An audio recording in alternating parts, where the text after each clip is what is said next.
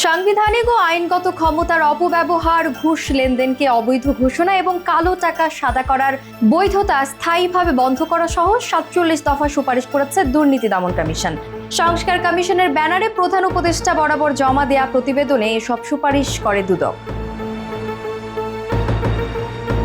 দুদককে শক্তিশালী কার্যকর প্রতিষ্ঠান হিসেবে গড়ে তুলতে কমিশনারদের পদ বাড়ানো, নিয়োগ, সার্চ কমিটি, আইনের সংস্কার, বেতন বৃদ্ধি ও প্রণোদনার জন্য সুপারিশ করা হয়েছে। সংস্কার আলাদা ভূমিকা রাখবে রাষ্ট্রীয় ও অরাষ্ট্রীয় প্রতিষ্ঠান।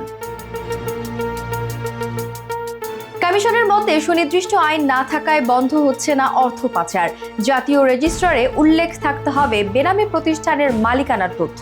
দুর্নীতি দমনে সব সেবামূলক খাত স্বয়ংক্রিয় বা অটোমেশনের আওতায় আনার সুপারিশ করেছে দুদক। সেই সঙ্গে দেশের প্রত্যেক নাগরিকের দেশ বিদেশে থাকা ব্যাংক হিসাবের লেনদেন কমন রিপোর্ট প্র্যাকটিসের আওতায় আনার দাবি জানিয়েছে সংস্থাটি।